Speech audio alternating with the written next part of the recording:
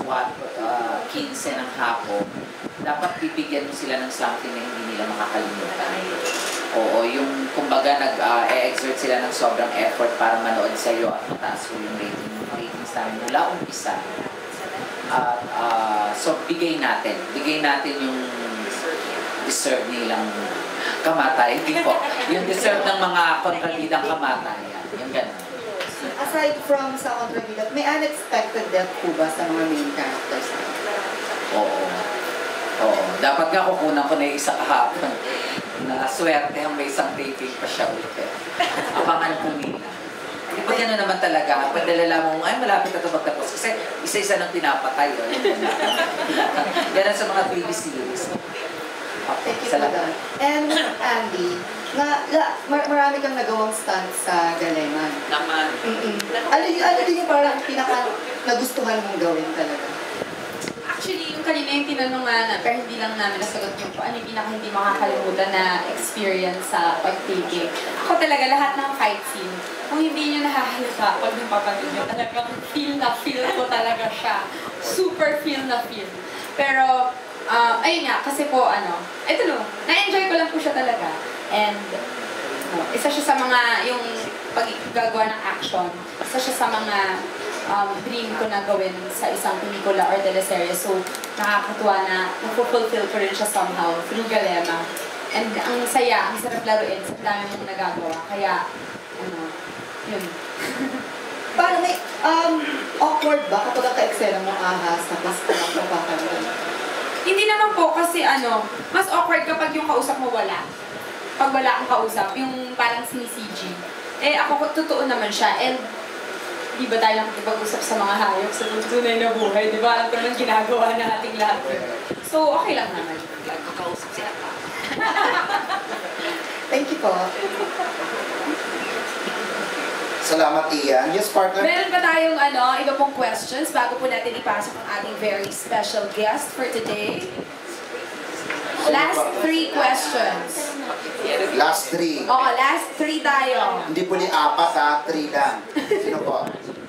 Meron po sa ating mga vloggers, baka meron tayong questions for them.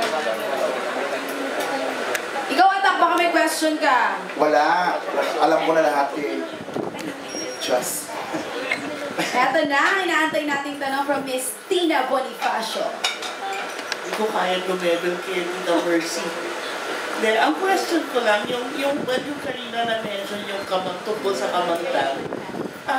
Pag kayo ba tinamaan ng kamandag, feel nyo bang gumante or parang sa lahat ba ng pagkakataon dapat ipagpasagis na lang, ipagdasal na lang, magmabait na lang, or may time din na dumadating na kailangan mo rin gumante pabalik?